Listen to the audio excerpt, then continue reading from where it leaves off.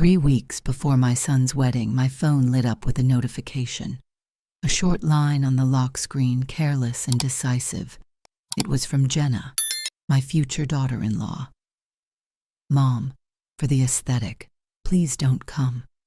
I read it once, then twice, then again, as if repetition might soften the edges or shuffle the letters into mercy. They didn't. For the aesthetic, as though the woman who raised the groom could somehow spoil the air she wanted to breathe on her showcase day. Before I could swallow the sting, my phone rang. "Mrs. Whitmore." The voice was crisp, efficient, almost impersonal. "This is Bianca Ruiz, the event coordinator." Her consonants clicked like glass. "I'm just calling to confirm. We've been told you won't be attending. Your deposit remains non-refundable. $85,000. The estate venue, the dessert spread, the chef, everything is proceeding." While she spoke, I could hear key taps, notes being entered, boxes ticked. My existence flattened into a line item on a screen. I put down the cup in my hand, a porcelain teacup I'd bought in Ashland years ago with my late husband Thomas. A fine hairline crack traced the belly, never quite reaching the rim. I had kept it, careful as a relic. I tapped the cup lightly on the table. The sound rang hollow in my quiet kitchen. "Cancel the estate," I said, steady as a held breath. "Cancel the confections, cancel the chef." A pause, then a silence so clean I could hear her inhale. Paper rustled. A chair scraped. Bianca hadn't expected that answer. Hardly any of them had. People mistake calm for weakness. But calm can have teeth. It can redraw a boundary without raising its voice. That afternoon, I remembered, again, that a vessel may be cracked and still carry water if you know how to hold it. That is where my story begins. If you believe women like me, mothers, widows, women who have been set aside, deserve their chair at the table, stay. This is about finding your voice when someone erases your name. And if stories of quiet backbone turning into justice help you breathe, please like this video, subscribe, and tap the bell. Free for you, but it helps us reach others who need to hear it. Now let me tell you what happened next. I'm Eleanor Whitmore. I'm 64. I buried my husband Thomas almost 11 years ago. Since then, I've lived in the house we bought together. Red brick porch, climbing roses I planted myself. My son Caleb grew up here, eating pancakes at the counter on Saturdays, sprinting out the door with his backpack half-zipped, calling, "Bye, Mom." I assumed that when he found a partner, I'd gain a daughter, not lose a son. But families do not always write the plot you've pictured. Jenna arrived in Caleb's life like a summer squall, flashy, fast, impossible to ignore. She's a bit younger than he is and has a designer's eye that never sleeps. Everything had to be curated. The location, the blooms, the photos, and, apparently, the guest list. The first time she visited our property, Whitmore Ridge Vineyards in Oregon's Willamette Valley, she called it darling. She didn't know the ridge had been carved out of years of labor and a dream my husband refused to surrender. She didn't know the dessert bar her bridal party had booked or the tasting menus sketched by Chef Mateo all ran through companies under my hand. I hadn't told her. Sometimes we tuck our strength out of sight to make room for other people's comfort. We don't want to look like we're boasting. We go quiet. The cost of that quiet can be steep. When Jenna texted those 10 clipped words, "Mom, for the aesthetic, please don't come," she wasn't only uninviting me from a ceremony, she was erasing me. And when Bianca said my deposit was non-refundable, she pressed that eraser into a contract. They expected I'd accept it. They expected me to stay still and small like I'd often done. They didn't know the venue, the boutique inn next door, the catering, the wine. All of it belonged to me. So I smiled into the receiver and said the sentence that flipped the table. Cancel the estate, cancel the suites, cancel the chef. I own the property and the hotel next door. That was the first domino. After that toppled, nothing sat in our family exactly where it had before. I did not start out powerful. I began tired, broke, and stubborn, standing beside Thomas on a patch of ground no bank respected. Hobby Vineyard, the realtor said, a courteous way to say money sink. Thomas walked the dust and whispered, "We can teach it to live." I believed him. Gentle words, repeated with loyalty, can move rock. Our first winter, vines slept while the bills stayed awake. I worked days at a clinic and nights in the tiny tasting room we braced out of a shed. Thomas patched lines and fixed pumps and learned to read wind like scripture. On weekends, my older sister, Lorraine, arrived with a dented thermos of vegetable stew. She wrapped bottles until the skin split on her knuckles. We argued about labels over laughter while Thomas tuned the tractor with a wrench and a prayer. We studied the land like you learn a body, the places frost bites, the corners where light lingers, the swales that drink too fast and the patches that never get their fill. We lost a season, then a second, then something turned, a clean press, a mention in a small magazine, a restaurant downtown pouring our white by the glass. When Caleb was little, he rode the forklift as if it were a pirate ship and ate grapes until his stomach scolded him. "Are we rich?" he asked, sticky as jam. "Not yet," I said. "We're building a life that won't embarrass you." He giggled and tucked a cork behind his ear like a pencil. Then the heart attack came like a thief. Thomas was gone between one breath and the next. The ridge went quiet. I sat on the porch with the Ashland teacup, its faint crease catching the light, and decided to keep the vineyard because grief, for me, needed work more than rest.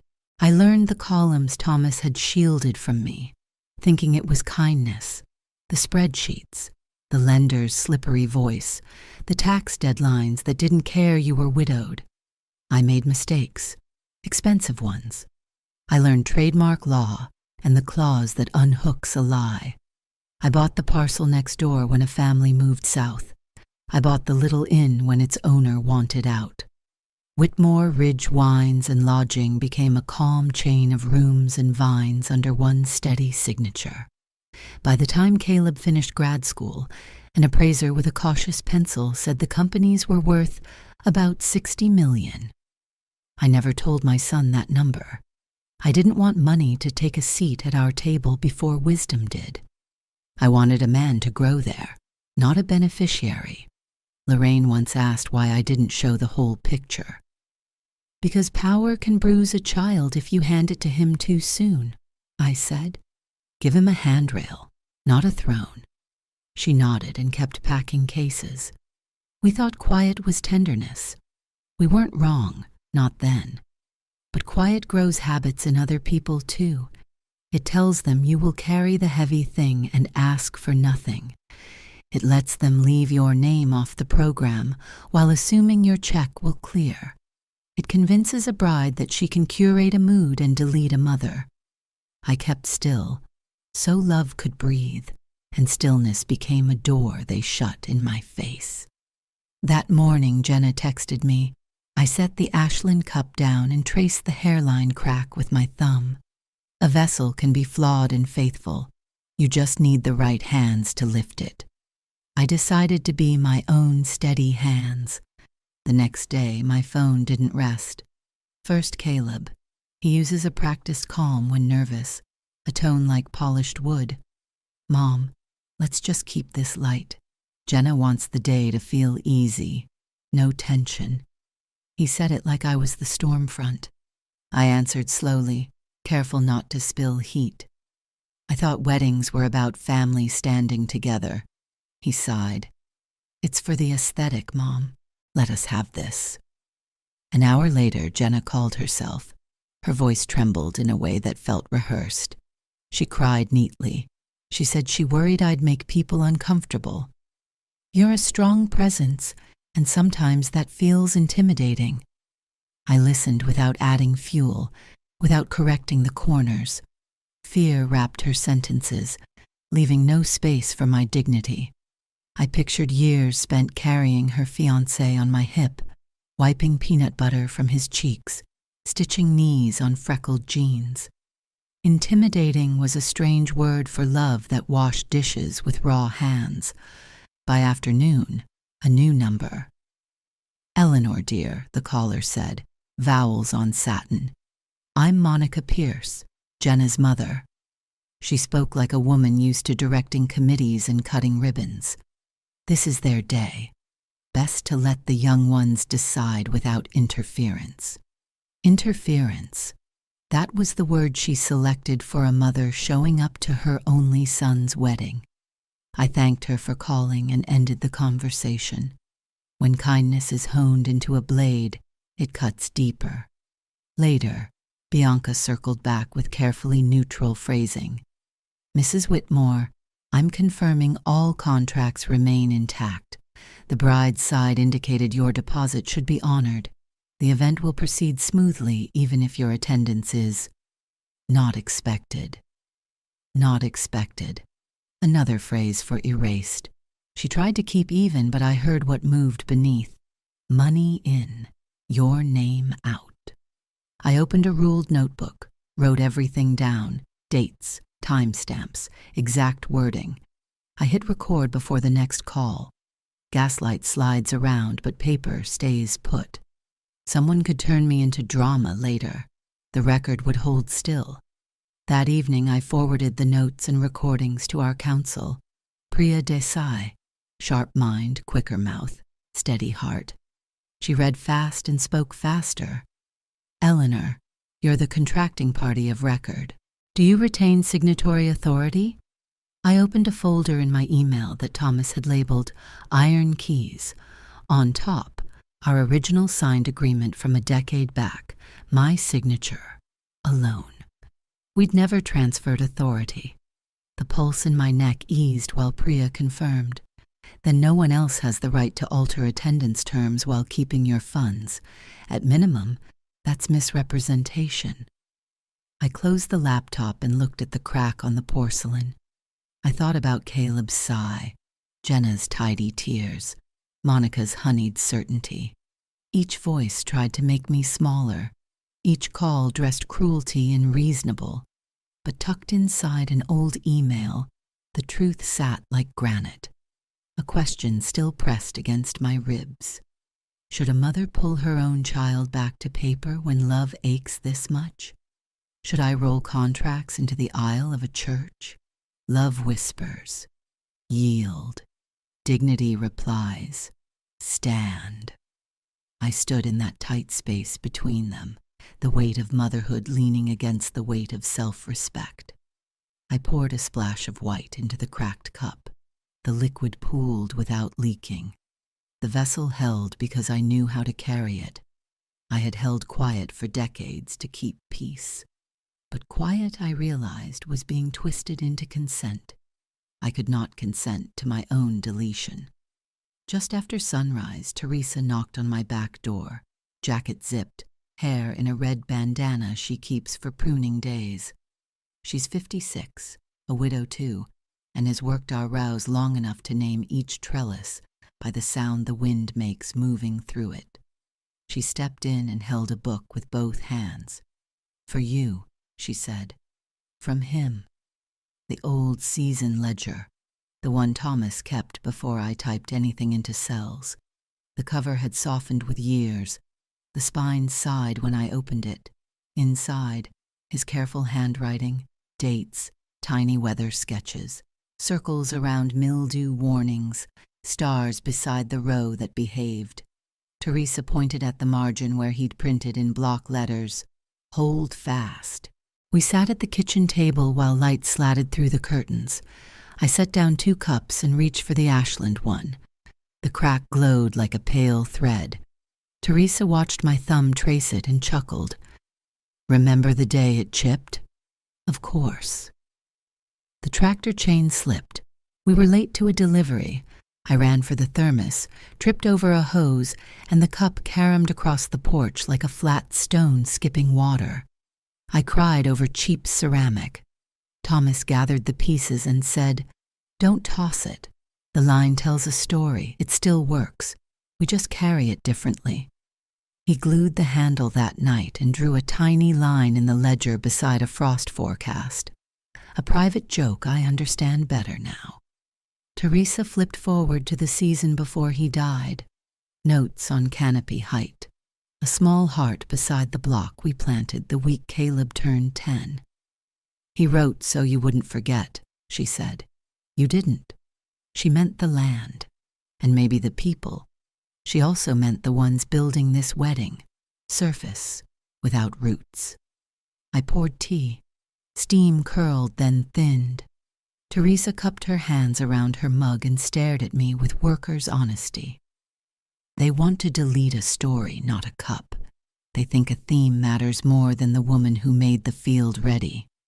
She flattened the ledger's edge. You stayed quiet so the fruit could speak.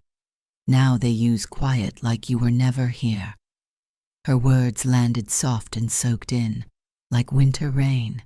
I traced the ink where Thomas had drawn a little cluster and scribbled, "Third leaf finally sings." The page smelled like dust and eucalyptus. Outside, the wind moved down the rows. "What do I do?" I asked, to keep from snapping the handle off the cup. "You carry it the way you always have," Teresa said. "Two hands, no apology. And if somebody tries to grab it, you hold firmer, not to hurt them, to save the tea." She tapped "hold fast" again. "There's a way to stand that isn't a shove." I set the book beside the cup so the crack and the words were in the same frame. "Thank you," I said. "Thomas told me once you were the root and he was the trellis," she replied. "Roots don't boast. They also don't move." The gate at Whitmore Ridge is wrought iron, painted charcoal, heavy enough to groan when you swing it. Beyond it, rows run down the slope into the valley, winter bare but faithful, vines tied like patient hands behind their backs. I stood there with my scarf tight at my throat, the folder Priya had brought tucked under my arm. She parked by the pillar and crossed with her case and her brisk stride. "We have choices," she said, businesslike, laying the folder on the flat of the post and opening it with 2 fingers. Inside, 3 tabs, each a road written in black letters. "Option 1, she said, "temporary suspension pending verification. We freeze vendor activity until authority is clarified. We don't break contracts, we press pause." She looked to confirm I understood. "Option 2, claim of unauthorized instruction. No third party may alter agreements without written approval from the contracting authority. Since you never transferred your rights, anything from Caleb, Jenna, or Monica is without force. We nullify their directives." She tapped the clause. "Option 3, defamation. They hinted to vendors that you were unstable. That gives us a door." The wind threaded the bare canes with a sound like paper torn gently. I kept my palm against the cold iron. Priya's tone stayed precise, never cruel. Tools, not revenge. "They'll say you're ruining a wedding," she added lower. "Our answer is simple. You're protecting agreements you lawfully hold. This isn't about anger. It's about contract." I thought of Caleb's practiced sigh, Jenna's choreographed weeping, Monica's sugar-coated blade. Yield, yield, yield, their voices implied. But in Priya's folder was Thomas's voice. Hold fast. I opened to the defamation section, harsh words about damages, injury to reputation, recovery of costs. I pictured courtrooms, flashbulbs, my son shrinking in the second row. No, that wasn't my way. But suspension pending verification? Clean, temporary. enough to remind them I exist without burning the building down. Priya handed me a pen. Are you sure? Yes, I said. This isn't retaliation, this is clarity. I signed, Eleanor Whitmore, black ink on white. No slammed doors, only paper. For a few breaths we didn't speak. The only sound was wind-stirring leaves left from harvest, brown and papery, rattling like thin bones. I looked down the rows Thomas had walked, brushing tendrils, forecast whispering in words only vines believed. The valley waited, as if it had signed with me. They'll know by morning, Priya said. Vendors have to comply. Nothing moves without you. I thanked her. She shook my hand and drove off. I stayed with one hand on iron and the other curled around the key in my pocket. Stillness has many shapes. Sometimes it's a swallowed word. Sometimes it's the strongest act you can make. That day at the gate, stillness was my statement. The vines didn't move, but the wind did, down the valley, carrying a message no text or polish could erase. I am still here. I set a clean sheet of stationery on the kitchen table, where Caleb learned to count blueberries by twos. The house hummed with the sort of quiet that wraps itself around your ribs. I didn't know if I would send the letter. Maybe it would live in the drawer with spare keys and snapshots. But I began anyway. Caleb, you want the wedding to feel easy. I understand the wish. Ease without truth ferments into something bitter. It looks lovely in the glass and burns the throat when you swallow. I kept silent for years so you wouldn't grow up in the shadow of a powerful mother. When money began to perch like birds on a wire, I shooed it off the table and taught you to make do. I didn't want you to inherit a crown. I wanted you to inherit backbone. But silence can be read like an empty chair. People write their own script in the space where your name should be. That script hardens into policy. I stopped writing and looked at the Ashland cup, the faint seam around its belly catching the morning light, cracked and still useful. I poured a bit of tea and watched it hold. At 8:02 a.m., Priya's freeze order went out. Formal notices under the brand integrity clause that said in plain print, all vendor activity is suspended pending verification of authority. No drama, no adjectives, just leverage. At 8:34, Bianca left a voicemail. The steel in her voice had been swapped for starch. Mrs. Whitmore, we've received a legal directive to halt coordination until we confirm signatory control. Please advise. She had made a career smoothing storms. This one wouldn't be sanded down. At 9:07, an email from the inn's general manager, Gabe Moreno, a man who prefers sentences that travel light. Subject, per instruction. Body, all room blocks released. New reservations closed until we receive your lift. The lobby would be fielding puzzled guests and polite scripts by noon, but Gabe followed the paper, not the weather. At 9:22, Chef Mateo called, vowels clipped from years in hot kitchens. Senora Whitmore, we have paused tastings and menu prep. Do you want staff on standby? I told him yes. He didn't argue. He had watched me drop a supplier who tried to sneak in subpar cuts. He knew when a decision had a spine. Each confirmation hit the surface of the day, like a stone in a still pond, rings moving outward, vendors adjusting schedules, assistants redrawing spreadsheets, group chats buzzing with the new physics of who decides. My family had treated my role as ornamental, a woman with a checkbook and no will. The industry knew better. I hung up and stepped into the barrel room. Cool air and oak. The space smelled like wood and patiently held promises. My palm found the side of a cask. The thud returned to my hand like a heartbeat.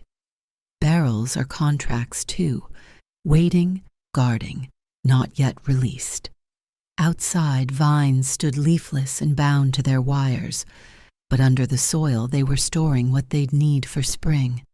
Things look dormant when they're only gathering. I pictured Monica's living room that evening, chairs pulled close, voices stacked like dishware.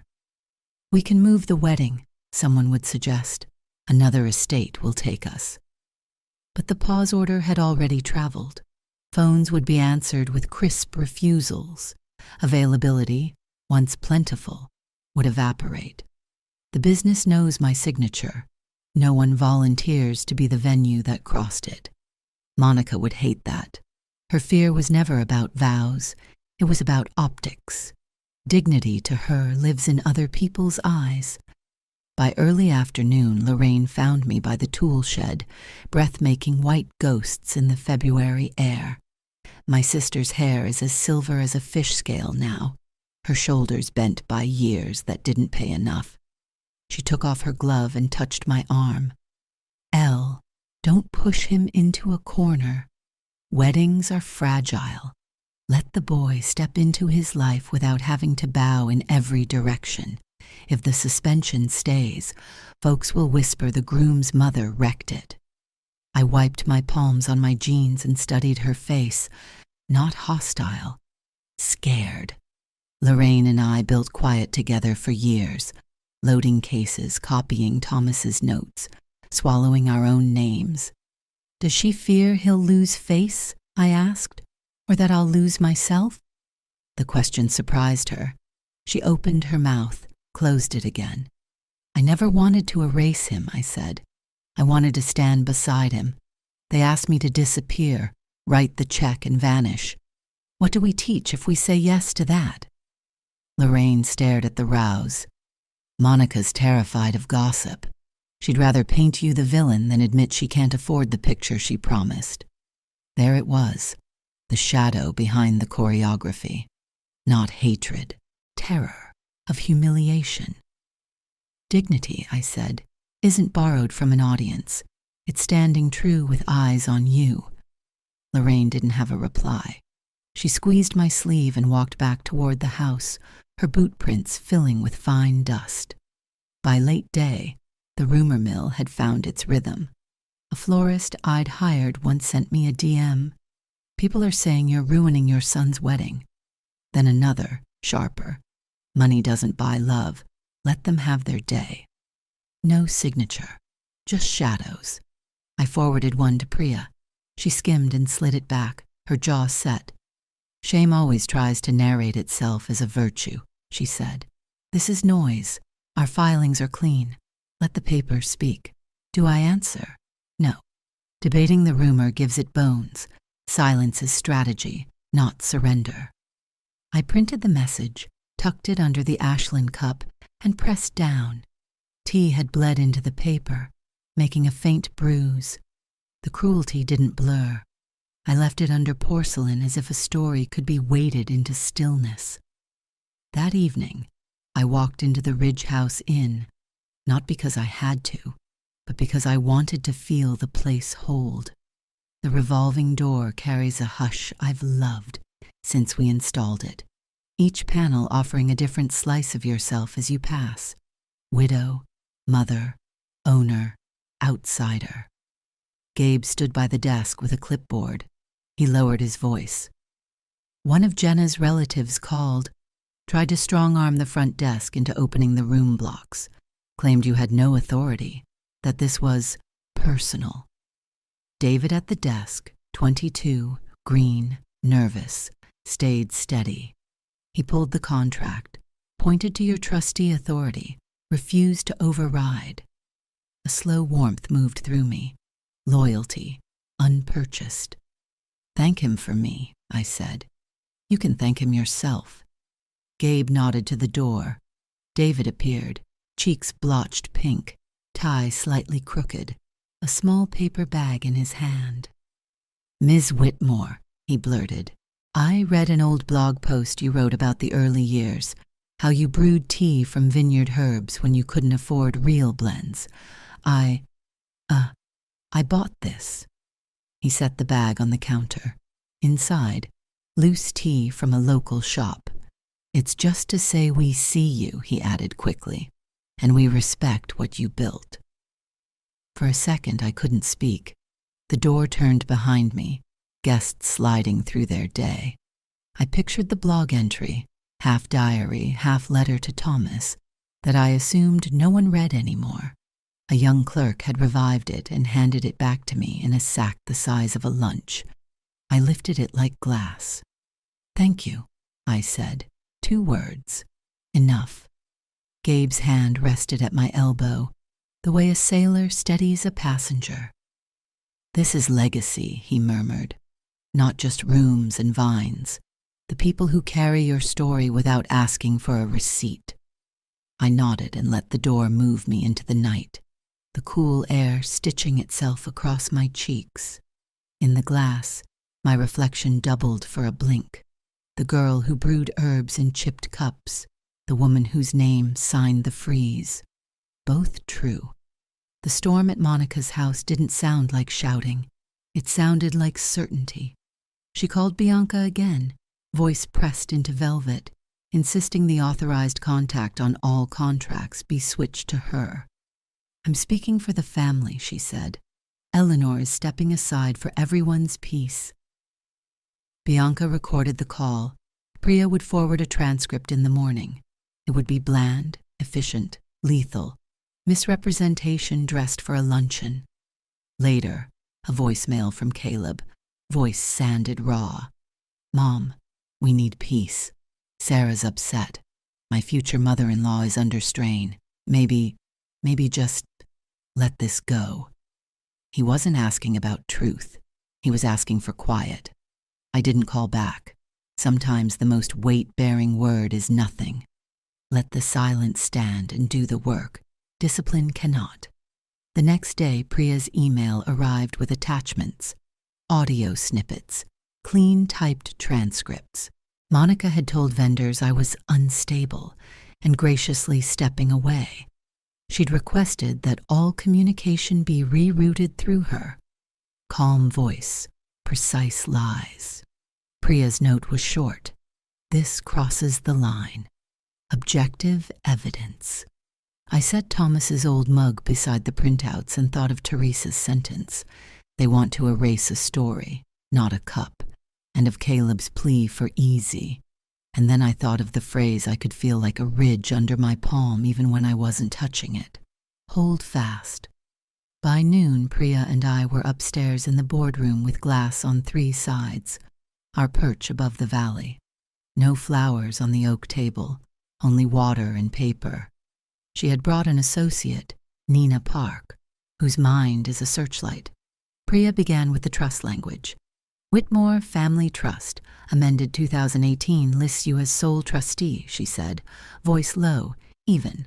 "Holdings include vineyard parcels, Ridge House Inn LLC, the catering subsidiary, and brand marks.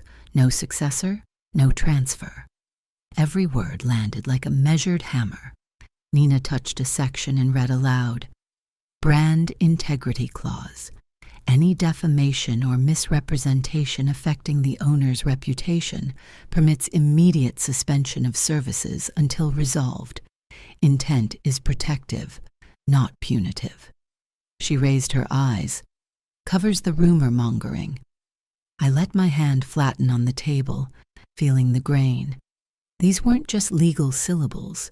They were the years Thomas and I wrung out of tough ground, his hand guiding mine across page after page when we built this, so a bad wind couldn't topple it.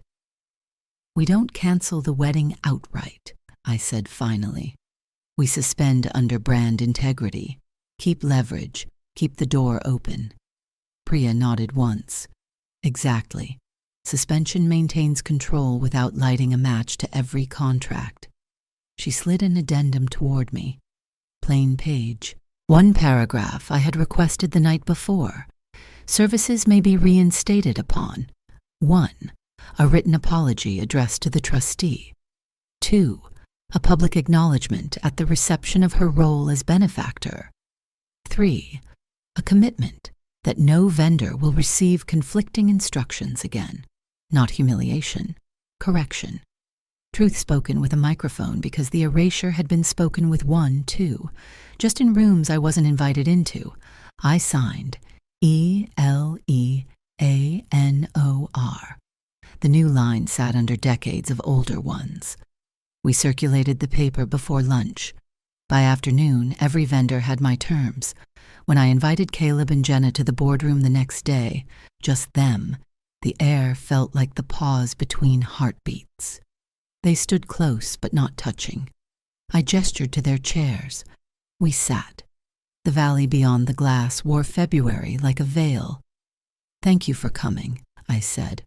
"I'll be brief." I placed 3 envelopes on the table, each labeled, each containing a clean sheet. "Option A," I said, sliding the first forward. "Cancellation with refund as allowed by contract. Dates released. Vendors revert to open. Deposit returned minus admin fees listed on page 2. You'll need a new plan." "Option B," I tapped the second. "A small ceremony at a public restaurant of your choice. I will not attend unless invited. I won't fund it. I won't interfere." "Option C," I touched the third. "The vineyard on schedule with conditions. A written apology signed before the ceremony. A short acknowledgement during the reception that I financed the event, and a promise that no one will countermand vendors again. I will sit where you place me. I won't take the microphone. I want recognition, not spectacle." No one spoke. The heating unit hummed for a long minute. Jenna opened the envelopes with neat fingers, eyes flicking line to line. Caleb read over her shoulder. He cleared his throat. Nothing came out. Tried again. "Mrs. Whitmore, I never meant—" He stopped. The words wouldn't land. Jenna put the paper down. "I didn't intend to hurt you," she said, voice shaking, then steadier. "I was afraid of looking small in front of my family. I handled it badly." It was the nearest thing to an apology, not the thing itself. "Fear of smallness makes people do small things," I said without heat. "This isn't punishment. It's correction." Caleb leaned forward. "Is the public part necessary? Can't we acknowledge you privately and move on?" "It is necessary," I said. "You wrote me out in public. The repair must be public. The promise is simple. Tell the truth about who paid. Stop misrepresenting who decides." He stared at the glass of water. A ring of condensation formed under his fingertip. "If we choose B, then you have a wedding on your terms and a marriage that starts without debt to me," I said. "Some couples prefer that." Jenna lifted her chin. "And if we choose A?" She wanted control to look like bravery. "The refund starts within 10 business days. The story ends. There is no shame in starting from 0. I slid one more sheet across the table. 1 sentence, 1 date, Friday, 5 p.m. Please return your signature selecting A, B, or C. After that, the suspension converts to cancellation under the brand integrity clause. Real silence came then, not tactical, the kind that gives room for truth to breathe. Caleb nodded without looking up. "I need time," he said. "I have a lifetime," I answered. "The contract has a deadline." They left with the envelopes, their hands empty of each other's but trying to find a way. I stayed until their footsteps faded and watched a hawk ride the valley's slow air. The story people tell about you travels faster than the truth you carry inside. By the next morning, the whisper version had grown legs. I was the controlling mother sinking a wedding for sport. Monica tended the rumor like an herb garden, snipping what she needed, plating it with a flourish. She rang Bianca again, pressing to swap authorized contact and insisting, so politely, that it would be best for everyone's peace if vendors dealt only with her. Priya sent the audio to me at dawn. Nina appended a memo. "This is textbook misrepresentation, also potentially defamatory. The annotation boxes were calm, clinical, and devastating. We called a second meeting, this time with Monica present, along with Jenna and Caleb. I restricted invitations on purpose. No committee chorus. Lorraine asked to sit in the back. I let her, not because I needed backup, but because I wanted one witness who remembered the ledger's handwriting. When they walked in, Jenna's eyes were rimmed red.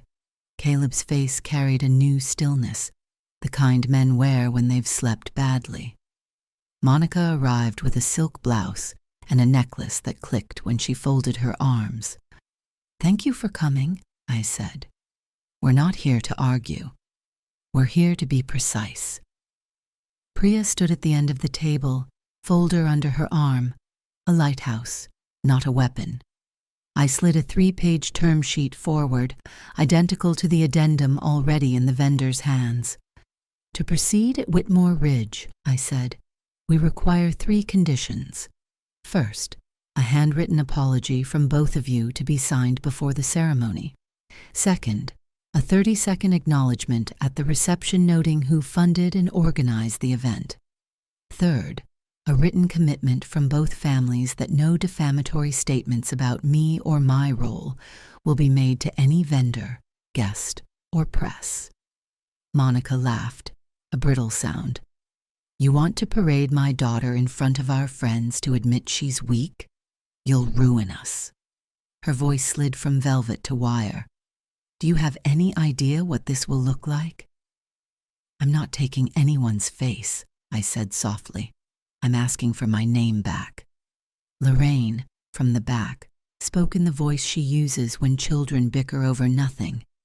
"Telling the truth doesn't ruin people, Monica. Pretending otherwise does." Monica shook her head, whispers fraying into sobs. "They'll laugh at us." "They already are," I said, still gentle. "At couples who take money and erase the giver. At brides who ask a groom's mother not to attend while sleeping in a suite built by her company.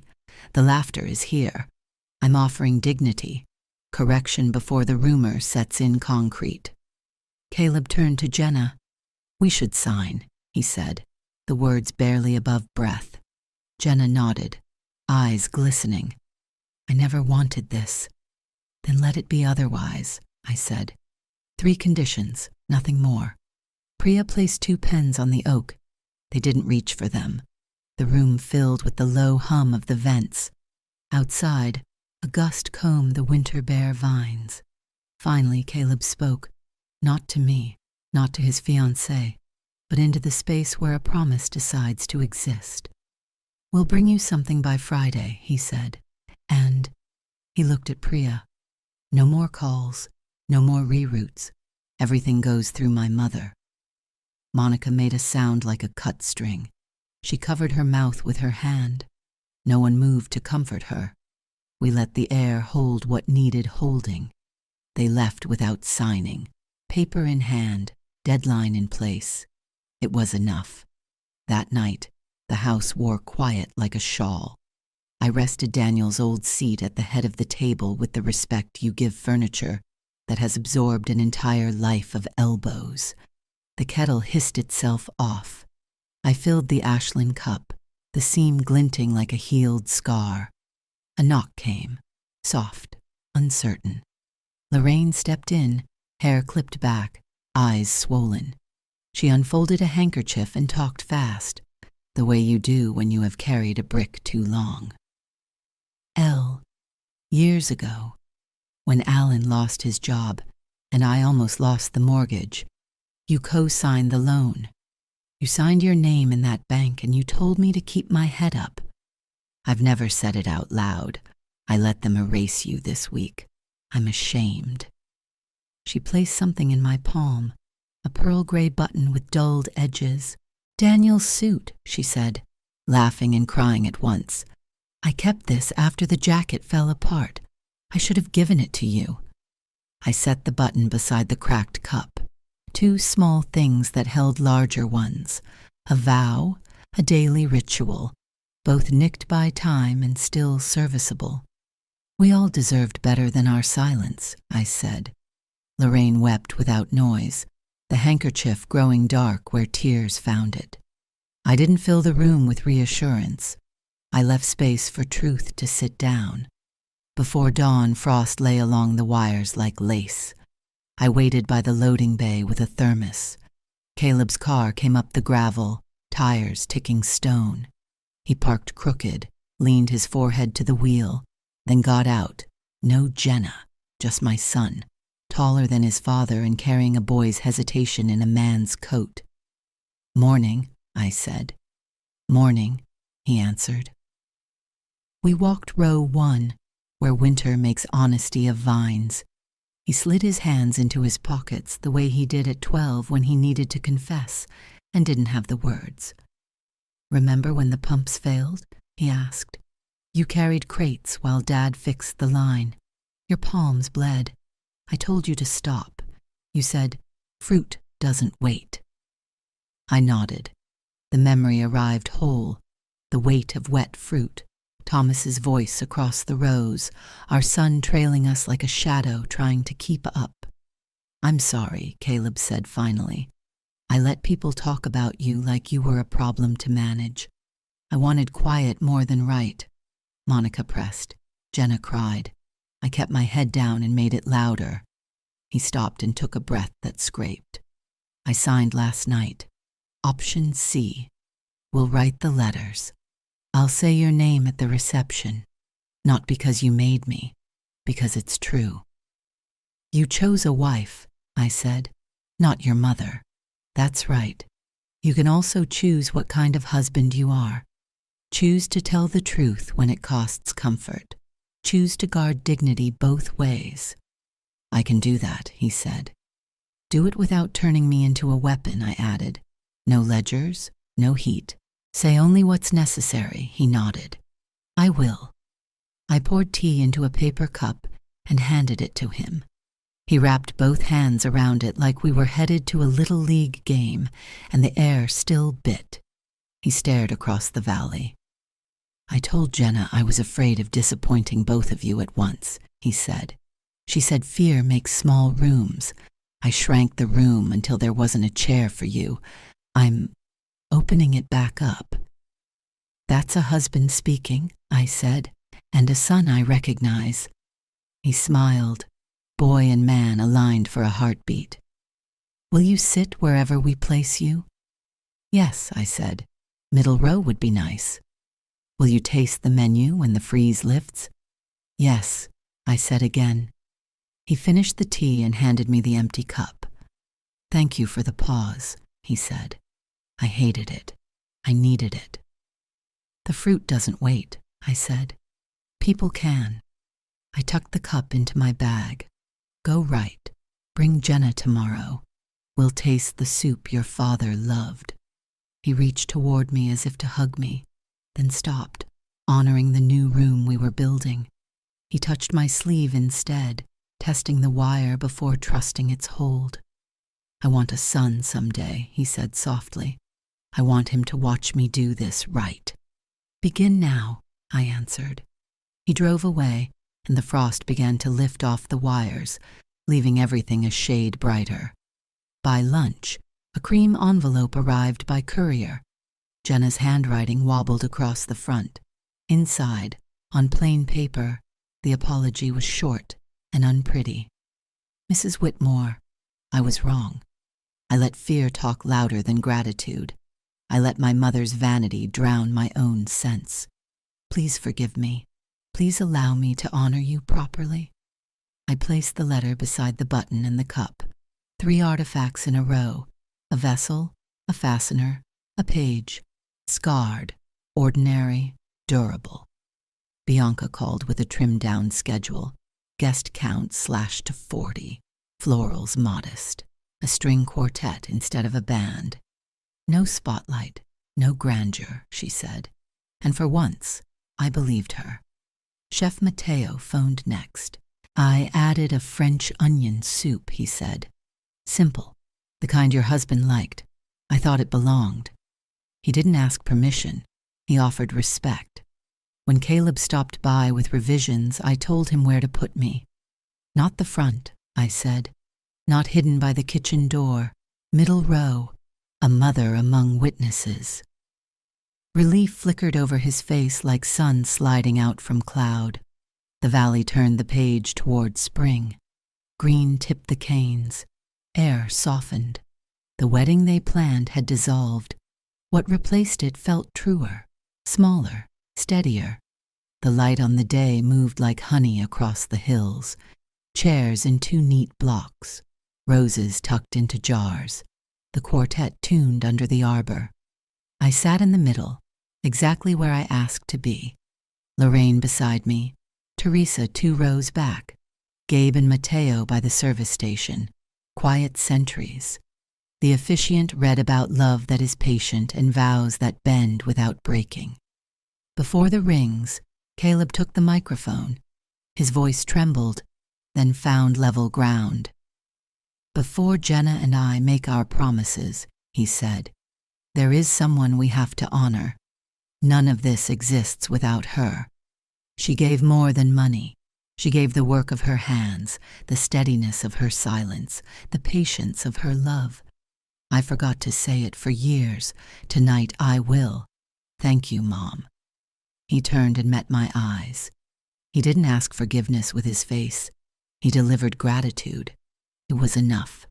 Applause rose, warm, unforced. Jenna reached for the mic. "I wronged you," she said, voice plain. "I listened to fear instead of respect. I asked you not to come, and you came anyway. Thank you for teaching me what grace looks like. Not polished, human." The officiant cleared his throat gently and returned to the script. Rings, vows, a kiss that landed without theatrics. The valley answered with a soft cheer. At supper, candles jittered in their glass sleeves. I set the Ashland cup in front of me and poured a small stream of the year's pale white. The seam held. "Vessels crack," I said to the woman seated at my left. "They still carry water." She nodded like I'd told her something she almost remembered. I didn't move houses or sell the ridge or compose a dramatic monologue for the internet. Severing, when it came, was quiet. Priya filed the updates. The old power of attorney revoked. Access tightened around my finances so the signatures in other pockets no longer fit. The trust was revised. A slice of profits to fund 2 scholarships. One in Thomas's name for children of field workers, one in Teresa's for mid-career, women returning to viticulture. Paper can be vengeance. It can also be shelter. Weeks later, Gabe asked me to talk to a training cohort of new hires. 10 minutes, Ms. Whitmore," he said. "Tell them why names matter here." So I did. I told them about a property once called worthless, a cup once chipped and kept, a mother once asked not to attend her son's wedding. Names carry history, I said. Respect is soil. People grow or wither depending on what you plant. Mateo brought out bowls of onion soup. Teresa set her old harvest ledger on the table like a guest of honor. Gabe poured small glasses. We toasted not profit but patience. Laughter rose. New voices platted with older ones. None of them shared my blood. All of them carried my story. Chosen family, rooted not in duty but recognition. The vines outside moved in the evening wind, leaves rustling like applause. This, I thought, is survival, not slamming a door, building a house. That night I wrote a letter to the woman I will be 10 years from now, and to any mother staring at a silent phone. I dated it in blue ink and began where I would have liked someone to begin with me when the first line appeared on the cup. This is not a letter about winning. It's about standing, about the quiet you choose, not the silence someone forces, about remembering your life is not a guest list, it's a threshold. If you're waiting for an invitation, stop. The door to your own life is already unlocked. You don't have to earn your chair by shrinking. Be kind without erasing yourself. Lift the standard without shaming anyone. When fear says, keep the peace, ask, peace for whom? If respect arrives, set another place. If it doesn't, withdraw the gift and keep your worth. Call things by their names. Write more than you argue. Hold fast. Put your name where it belongs. If the cup cracks again, and it will, carry it with 2 hands. If you feel yourself folding smaller, step into the light and wait until your breath returns. If you feel alone, look for the steady ones. Chosen family climbs the trellis 1 tie at a time. I read the letter aloud to the kitchen. The house listened. I slid it under the Ashland cup, paper under porcelain, story under symbol, a small anchor, enough weight to keep memory from drifting. Before I blew out the candle, I opened the vineyard gate halfway. Wind lifted the first soft leaves. The path down the rows waited, familiar, honest, and mine. The morning after the reception, the vineyard wore the kind of quiet that follows a storm that didn't quite break. Chairs had been stacked beneath the arbor. The quartet's stands leaned against a post, black metal catching a pale sun. I walked the aisle alone, heel marks still visible in the dirt where people had turned to leave. The air held the thin sweetness of roses that had spent the night in jars. Gabe met me by the service station with a clipboard and a thermos. "Leftover," he said, setting the jug on the table. "Mateo packed soup for you." I smiled and took the weight of the container, the smell of broth and caramelized onion sneaking through the seal. "Any fallout?" I asked. "The usual," he said. "A few guests who like to be offended on commission, a handful of emails, 2 glowing notes from couples who said they'd never seen an acknowledgement done with that much grace." He flipped a page, and 1 complaint that the mother of the groom didn't cry more. I laughed, and felt the laugh loosen something at my ribs. "People will always have a script for your grief," I said. "The job is to write your own." We walked the outer rows, paper cups warming our palms, boots leaving dark prints where the dew lifted. My fingertips brushed the canes. Teresa's team had tied them in neat arcs, each knot set with the frugal care of someone who had tied knots for a lifetime. "You going to sleep today?" Gabe asked. "I'm going to work," I answered. "Then I'm going to rest on purpose, not collapse by accident." He nodded. I figured. Inside the office, I opened a fresh folder and wrote in block letters across the tab, "Aftermath." Not because I expected wreckage, because I wanted the discipline of follow-through. I listed tasks, closed the suspension formally, circulate the new authorized contact policy, schedule vendor roundtable, update staff handbook on defamation and brand integrity, finalize scholarship terms, meet with bank to refresh signatory controls, call the printer about the small line I wanted on the back of every program from now on. Built and held by many hands. Priya dialed in at 10. We reviewed the addendum compliance. Apology received, acknowledgement given, harassment halted. "We can lift the freeze," she said. "Recommend doing it in a simple, neutral sentence." We drafted it together. Suspension lifted as of 10 Taurus a.m., per conditions satisfied. Resume operations under original agreements. Short, dry, complete.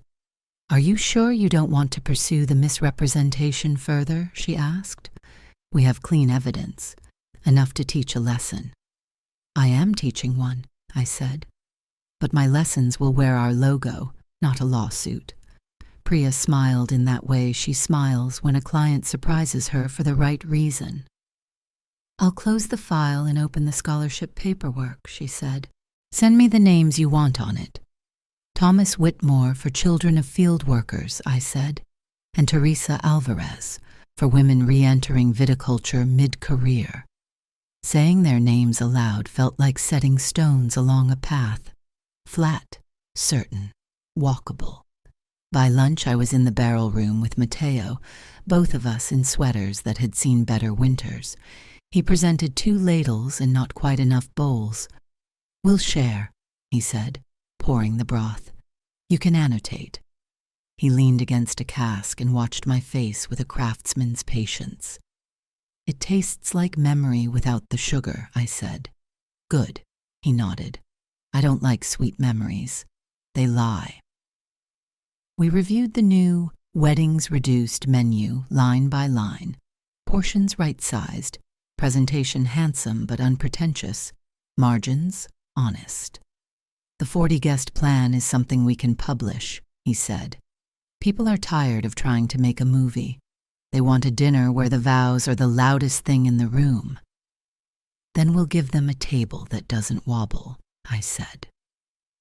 That afternoon, I met the accounting lead, Dana, in the small conference room off the lobby. We changed passwords that should have been changed months ago, revoked access that had been tolerated out of habit, updated signatory lists until the banks could no longer find a reason to call a person who wasn't me. These are the unglamorous hinges doors swing on, Dana said, stamping a form. Peace lives in the boring, I said. People don't quote the policy page in their vows, but it keeps the music from cutting out. At 4, the staff gathered in the training room, new hires in crisp uniforms, old hands in sweaters and boots. Gabe introduced the session with 3 sentences that would have made Thomas proud. We don't sell a view, we host a promise. Your steadiness makes both possible. Then he handed me the floor. I told him a story with fewer tears than the internet might prefer. If someone calls pretending they speak for me, they don't. If anyone says a mother is unstable to get what they want, they're lying, and our brand calls that what it is. Heads nodded. A barback scribbled, eyes narrowed as though he was memorizing a map. Your job is not to make a guest feel right when they're wrong, I added. Your job is to carry dignity across the room without spilling it. Afterward, David, the young clerk with the tea, hovered near the door. Ms. Whitmore? He said, almost whispering. My grandma cleaned rooms in a hotel for 30 years. No one ever said her name into a microphone. If it's okay, I'd like to put her name on a card and pin it inside my vest during shifts. Just for me. To remember who I'm carrying. Tell me her name, I said. Lupe, he answered, eyes shining. Lupe Camacho. Then you carry Lupe, I said, and while you're at it, carry your own. He laughed through his nose and nodded. Later, I found a note tucked under my office door. Thank you for making rules that feel like respect. It wasn't signed. It didn't need to be. That evening, I walked home by the long route past the worker cottages we'd renovated a few years back. Lights were already on in a few, shadows moving in kitchens. Teresa's porch was a quilt of trowels and boots. I tapped the frame, and she called, "Come in before I have to get up." She was mending a glove with dental floss. "Stronger than thread," she said, biting the knot. "What did the day ask of you?" "To keep the things steady that don't photograph well," I said. She chuckled. "The best work looks boring if you do it right." We drank weak tea and ate stale cookies and said the names of people who had helped in ways that wouldn't make it onto anyone's speech. It felt like church. It felt like inventory. It felt exactly like the work I wanted to do for the rest of my life. By the weekend, the town's rumor mill moved on to a restaurant opening and a school board fight. That's the mercy of small places. They remember everything, and they forget quickly if you let them. Monica sent a bouquet of peonies in a vase too expensive for its own good. The card read, "For peace." I sent the flowers to the rehab wing at the county hospital and returned the vase to the shop with a note. Credit the account. Peace isn't bought. Caleb and Jenna came by Sunday afternoon with a pie still warm in its tin. Jenna's hair was loose. Her face looked like a person who had slept. We sat on the porch with plates on our knees. The roses were trying to decide if they were ready to wake up for the year. I want to say something without Monica's voice inside it, Jenna began. I grew up in a house where the worst thing you could be was small. I mistook your presence for a threat to my size. It wasn't. It was a light that cast a true outline. I'm sorry I tried to turn it off. You are allowed to be new at this, I said. So am I. Apology accepted. Caleb cleared his throat. I asked Pastor Reed to shorten the sermon next Sunday, he said. We're going to read the letters aloud, the real ones, not the tidied versions, not to make a spectacle, to make a point. You don't owe the town a testimony, I said gently. I owe myself one, he replied. I'm tired of borrowing narratives from people who like to be loud. He was his father's son in that sentence.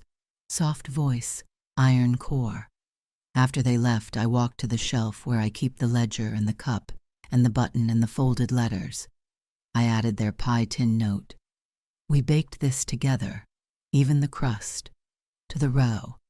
Tokens, yes, but more than that, checkpoints on a map that had started to make sense again. Monday, Priya and I met at the bank to finalize the scholarship. The manager ushered us into a glass box with mint green chairs. We can host the application on our foundation portal, he said. You'll need a review committee. 3 people, I said. Teresa, a teacher from the high school, and Gabe. The manager blinked as though expecting lawyers and donors instead of people with boots and clipboards. You trust employees to decide where your money goes? He asked. I trust the people who have seen what work looks like, I said. And I trust myself to bless their decisions. On the way out, a teller stopped me. Mrs. Whitmore, my dad worked harvests here when I was little. He used to put me on his shoulders so I could see like a hawk. He died last year. The scholarship would make him stand up again for a minute. She swallowed. Thank you. I thought of the phrase I tell new supervisors. Don't steal people's chance to be proud. Give them the tool and the time and the rule that makes the tool matter. Watch what they build, and then say their names.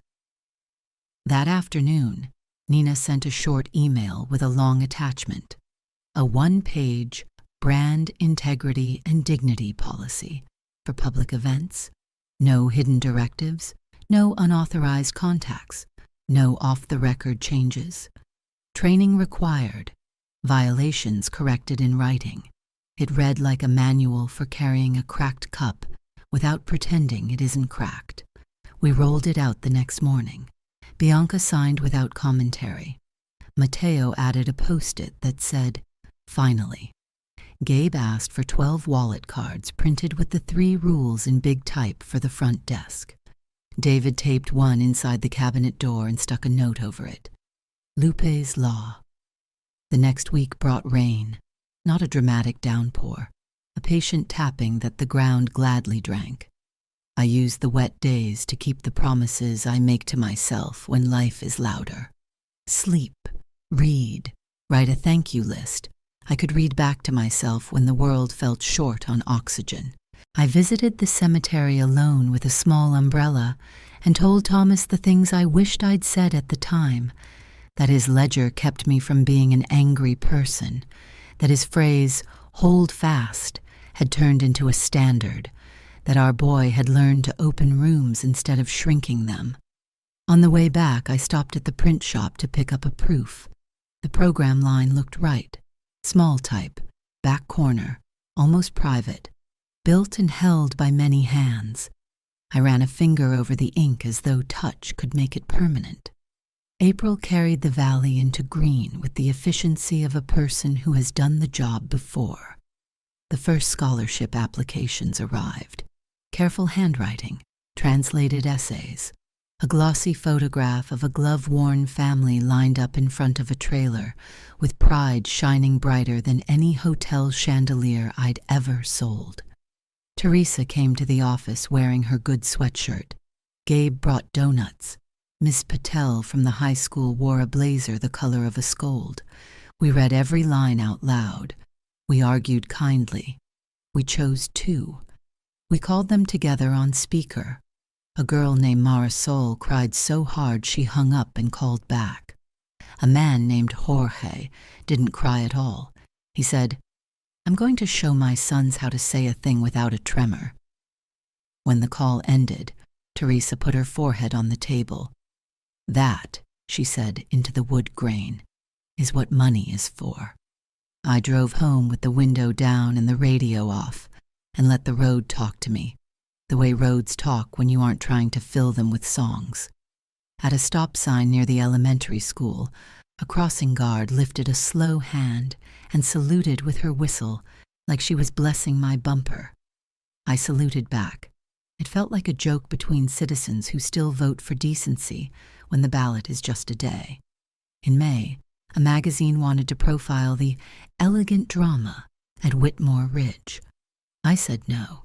In June, a blogger asked for a list of 5 savage ways to dominate your daughter-in-law and offered to pay. I didn't say no. I sent her a PDF, 3 pages of policies and 2 paragraphs on dignity. She never wrote back. Good. Jenna texted photos of dinners she cooked, pasta on Tuesday, a roast on Sunday, a failed lemon tart that made the counter look like a flower bomb had gone off. I sent a picture of my hands, new cuts, old scars, and the caption, "Still learning." She replied, "Same."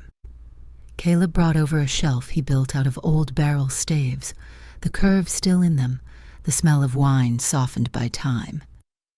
"For your tokens," he said, setting it on the wall with the care of a man making amends with lumber. I placed the Ashland cup on the top, the button on the second, the ledger on the third, and the folded letters on the fourth. He stepped back and nodded. "Looks like a small museum where the exhibits are allowed to be touched," he said. "Exactly," I answered.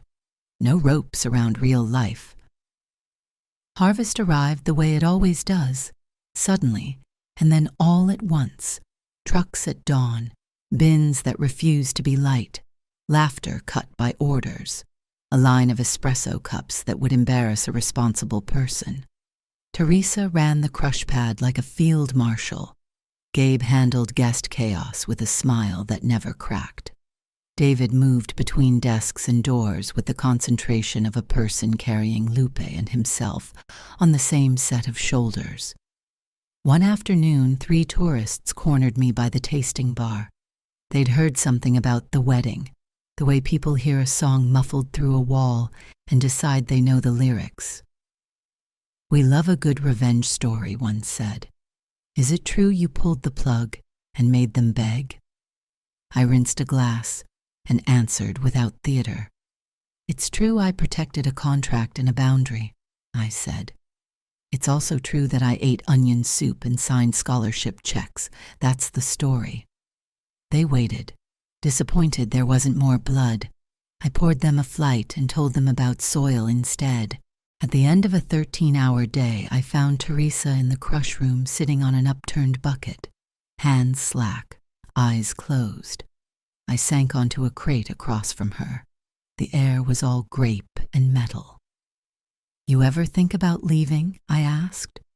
"Once," she said, without opening her eyes. "Then the land told me not to be ridiculous." She smiled. "You?" "Once," I said. "Then the ledger told me to quit the drama." We sat in the kind of silence you earn. When the last loads were in and the pad looked like a battlefield that had decided to retire, I took a bottle of the early press and 2 paper cups up to the ridge. The light was all copper and grace. The town below blinked on, one kitchen at a time. I poured, lifted my cup, and said aloud, to no one and to every name on my shelf, "Built and held by many hands." A breeze nosed the rim of my cup and moved on. I took a small sip and let it rest on my tongue. Not quite ready. Worth the wait. That night, after a shower that tried but failed to wash the grape from my palms, I opened my notebook and wrote a short addendum to the letter I'd left under the cup months ago.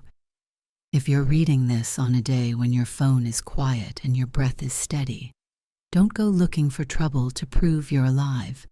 Eat soup. Call someone who taught you something without making a speech about it.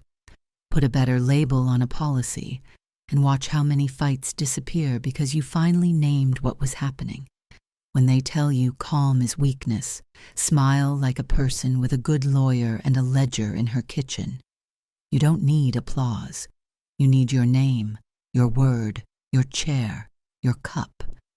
I slid the page into the stack and felt the ordinary pleasure of paper landing just where it should. Pastor Reed kept his word and trimmed his sermon to a few straight sentences about promises being heavier than feelings. The sanctuary smelled faintly of lemon oil and hymnals that had learned entire lives by heart. Caleb stood at the front holding a sheet of paper that shook just enough to be honest. Jenna stood beside him with a smaller card, edges thumbed soft. Caleb read first, plain, not dramatic. He thanked the people who had taught him how to stand up without raising his voice. He said a boundary is not a punishment. It's a shape that lets love keep breathing.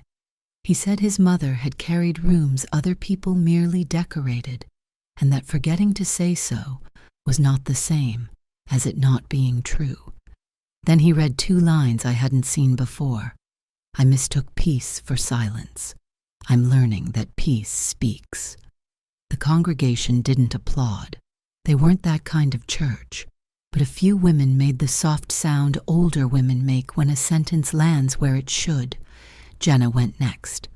I grew up in a house that curated things, she said, and the word curated wore a mild apology. I believed beauty required deleting what didn't match. I tried to delete a person. She glanced down and steadied herself. I am sorry, Eleanor. She didn't cry, which made the apology cleaner. She didn't argue herself into innocence. She didn't perform repentance for points. She placed it like a stone you can step on. After service in the parking lot, Monica approached holding her purse like a shield. The wind tugged at the corners of a silk scarf, as if it wanted to free the truth trapped under it. Eleanor, she said, no dear, no honey, just the name, which was a kind of progress. I overreached. The phrase was a boardroom word, but her eyes were human. I am accustomed to solving problems by organizing people. Your boundary organized me. She tried to smile. It looked like a woman trying on flats after a lifetime of high heels. I'll accept the first sentence, I said. The second is between you and your mirror. She nodded once, a small bow to limits. If I send a check to the scholarship, will you cash it? Yes, I said. The children it helps won't need to know who was wrong before they were right. Her mouth softened. Good. She looked toward Jenna and lifted a hand. I built a life where being seen is oxygen, she said. Quieter now. You built one where being steady is. I'm trying to learn the second. For the first time, I believe she might. That afternoon, we hosted the vendor roundtable in the small hall off the barrel room. Folding chairs, carafes of water, a whiteboard that had taught more people how to read a policy than any memo I'd sent. Priya opened with the story told without names, just roles and rules. Nina drew a triangle on the board labeled truth, contract, dignity, and like a good teacher, gave each corner a verb. Tell, sign, carry. We ran scenarios. A planner tries to reroute authority with a quick fix. What do you say? A mother-in-law claims emergency and insists on changing the seating chart at 11 p.m. How do you hold the line without turning it into a headline? A junior server overhears a guest calling the owner unstable. What does the brand ask that person to do? Answers came slow at first. Then the room warmed. Name the rule, not the person, Matteo said. When you say our policy is, you save them from arguing with you. They have to argue with the building. Offer a yes that is smaller than the no they don't want to hear, Gabe added. We can't move the room blocks, but we can hold 2 rooms till noon for you to solve your problem.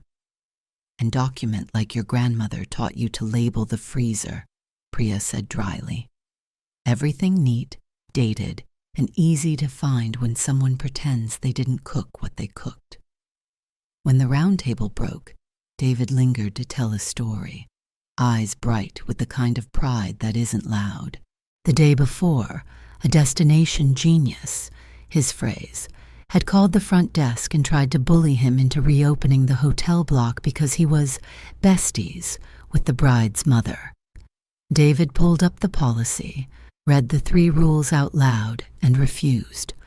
The caller escalated, bragged, threatened Yelp. David said, "Lupe's law. If it isn't written and signed, it isn't real." Then he hung up and wrote it down. "You made a rule that fits in my mouth," he told me. "I can carry it without dropping it." That evening I took the long way home through town. The bakery's door was propped with a brick. The library's lights were on in the children's room, a scene I have believed in all my life. A teenager on a bike waved at nobody in particular, and everyone in general. I waved back, and for a moment the town and I nodded at each other like 2 old neighbors sharing a fence. At the house, I pulled down the Iron Keys folder and added a new page to the top, Brand Integrity, printed in 12-point type like everything else that keeps a place from wobbling. I wrote a line by hand at the bottom, because not everything that matters fits in printed boxes. Calm is not the absence of stakes. It is what you look like when you refuse to gamble your name. The next morning, Miss Patel from the high school called. "We're hosting a college and careers night for students who don't see themselves in brochures," she said. "Would you come speak for 7 minutes?" She was precise about the time. I like precise. I said yes.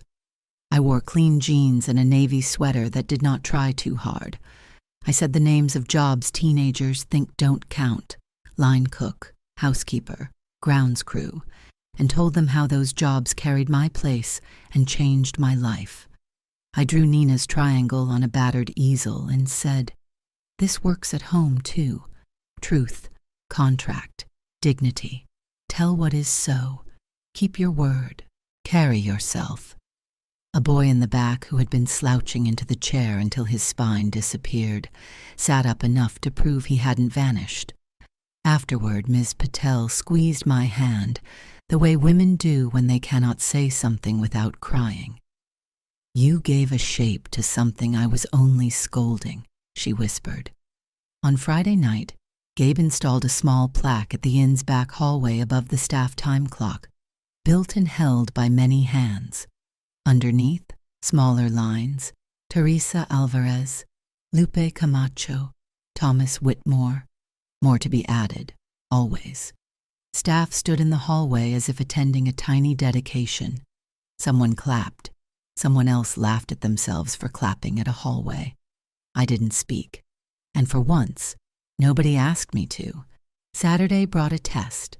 A glossy influencer with 100,000 followers and a talent for filming herself beside things other people worked for arrived late and wanted immediate everything: keys, access, exceptions. When told no, she announced to her phone that the inn was anti-joy. David paged Gabe. Gabe offered a smaller yes. She sneered. He held. She threatened comments. I happened to be in the lobby arranging flowers and heard every word. I stepped forward but stopped myself a foot from the desk. Gabe was practicing a rule he believed in. Don't steal people's chance to be proud. He passed. She left. 5 minutes later, a couple from Minnesota checked in, put their phones away, and went for a walk. That night, tired in the satisfying way, I sat at my kitchen table and wrote to Thomas in the present tense, because the love that built this place refuses to learn past perfect. We are steady, I told him. Not flashy, not vindictive, steady. I set the letter on the shelf beside the ledger and the button and the cup. The little museum of our ordinary shows had added a new exhibit, a town that still worked when nobody was filming. In late summer, when the valley wears gold like a casual shirt, I drove to Ashland with the windows down and the radio quiet. The road along the river kept me company with its bright shoulder of water. I parked on a side street and walked the blocks Thomas and I used to wander when we had more dreams than proof. The antique shop with the warped window still leaned into the sidewalk as if it knew how to listen. Inside, the air was lavender and dust. I found a shelf of mismatched china. The place-forgotten cups wait for second homes. There it was, my pattern. Blue leaves thin as pencil marks. A lip just a little too proud. A saucer I'd never had. The shopkeeper, hair white, cardigan older than either of us, wrapped it in paper. Replacements are hopeful things, she said. They don't pretend to erase what broke. They offer company. I told her the story without the parts that belong to other people. She nodded the way strangers do when your story adds weight to the room instead of drama. You carry it well, she said, whatever it is. On the way back, I stopped at a diner that still believes in coffee that doesn't cost opinions. The waitress set a mug in front of me and called me Han without irony. Two men argued kindly at the counter about the price of feed. A girl in a softball jersey counted out quarters for pie. It was not cinematic. It was the precise thing I wanted. Back home, I slid the new saucer under the old cup. The crack in the porcelain still drew a pale ribbon around the belly. The saucer didn't fix it. It made a place for it to rest. I took a photo on my phone and sent it to Jenna with 2 words. Company arrived. She replied with a picture of a cake sunken in the middle and a caption, "We shall serve the edges." We were learning to cook our lives in the pans we had. In September, we held the first scholarship ceremony in the garden behind the tasting room. Nothing elaborate, just a table, a mic that worked, and folding chairs daring the lawn to be uneven. Teresa wore her church sweater and said Marisol's name like a blessing. Gabe called Jorge forward with the gravity you reserve for people who've never been invited to a microphone. Miss Patel wiped at her eyes and blamed the wind. David stood in the back with his vest buttoned all the way up and his hand inside, touching Lupe. If Grace has a sound, it's the low murmur a crowd makes when a person says their name and the people who love them answer with theirs. After everyone left, I stayed to pick up napkins that had made a break for it and to fold chairs correctly, which is its own form of prayer. On the table lay a child's drawing abandoned by a small hand, 3 stick figures holding hands beneath a crooked sun. The tallest wore a triangle skirt. Someone had labeled the figures with big, careful letters, Mom, Dad, Me. I slid the paper into my bag. Found things matter. Work stacked up during harvest the way it always does. We missed spots, and then found them, and then forgave each other, and then fixed the thing that needed fixing. At the inn, Gabe started asking every new hire in orientation to tell the room the name of a person who made their steadiness possible. They said a lot of grandmothers. They said 2 foster dads. They said a bus driver from 5th grade. They said a night shift nurse who kept a house glued together with casseroles and courage. Then Gabe showed them the plaque and said, "We add names. We're not finished." One evening, as the hills softened into dusk, a couple about my age checked in carrying a garment bag and a box with a ribbon. "We eloped at the courthouse this morning," the woman whispered at the desk as if marriage were a secret you could spoil by saying it loud. "Now we want soup and a bed." Mateo came out from the kitchen still in his apron and said, "I have onion." He meant, "I have belonging." I comped the room and told them why. The woman touched my forearm the way women do when they are saying thank you into skin, because words feel insufficient. I didn't tell my mother, she admitted. I couldn't carry both her story and mine. I nodded. "It's not betrayal to put your name in your own book," I said. She exhaled like a person who'd been underwater 1 second too long. Later that week, a letter arrived with no return address. Inside, a glossy photo, a wedding from years back in our arbor, all white chairs and staged perfection, and a note. "I erased my mother. I regret it every day. Your rules found me on the internet. I told her I was sorry. She said, 'Come for soup.' We did. Thank you for writing things down." I read it twice and set it on the shelf. Not for display, for memory.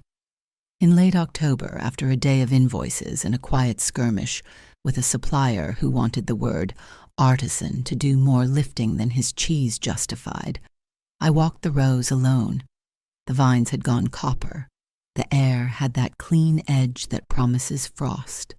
At the top of the ridge, I stopped by the gate and leaned my forehead against the iron the way you press your head to a person you love when you're too tired to make sentences. I thought of the first night Thomas and I stood there wondering if we had bought a dream or a foreclosure notice with a nice view. I thought of the text I'd received months ago, the 10 words that tried to turn me into a ghost. I thought of how a woman can be asked to disappear 1,000 different ways, and how each time you say no, quietly if you're lucky, with a lawyer if you must, you stitch yourself back to yourself. When I came inside, the red light on the answering machine blinked. Yes, I still have one. Don't write to me about progress. It was Caleb. "We're bringing dinner," he said. "I made the stew. Jenna made the biscuits. The dog made a mess." I smiled in the dark and set another place. We ate at the kitchen table, no centerpiece, 1 candle that needed replacing halfway through, the Ashland cup on its new saucer, a small ceremony at my right hand. Caleb told a story about a pipe that burst at work and how solving it taught him more about marriage than the premarital classes had. Jenna showed me photos of a shelf she built, crooked, charming, useful. We didn't talk about the wedding. We didn't need to. The house has its own way of knowing when something is finished enough. After they left and the dog hair settled into the life of my rugs, I wrote the last page of the letter I'd been adding to all year, the one to the woman I will be and the women listening for a line they can step on. You don't have to earn your name back. You already have it. Put it on the contract. Put it on the chair. Put it on the cup. Teach the people you love that quiet is not the price of admission.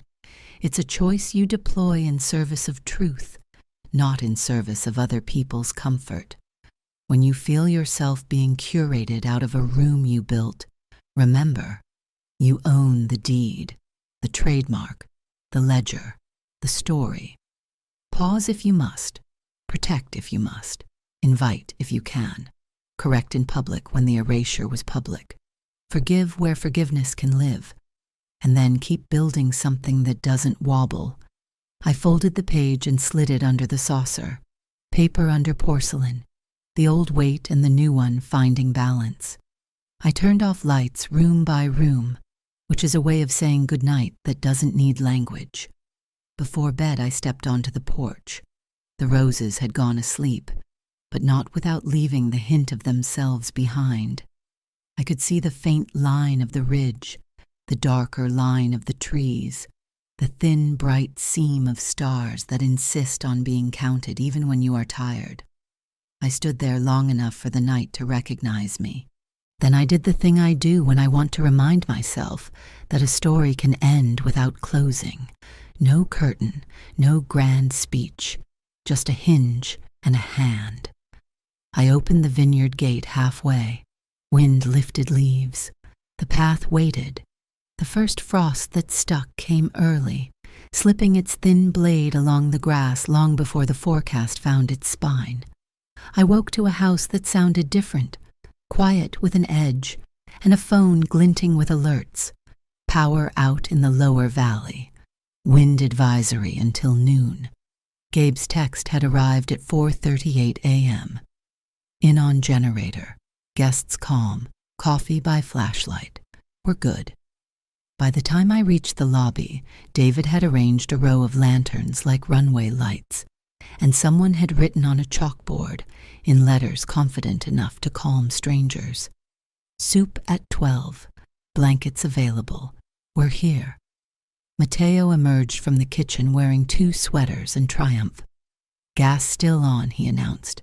"Onion waits for no grid." At 8:11, a car door slapped the wind outside. Monica walked in with a tote bag and a face that had practiced humility until it fit. "Thermoses," she said, setting the bag on the counter. "Hot water, cocoa packets, tea. I learned the value of boring kindness." She didn't stay for compliments. She took direction from David, like a person finally learning the weight of please. The inspector from the county came at noon, not to punish, but to check.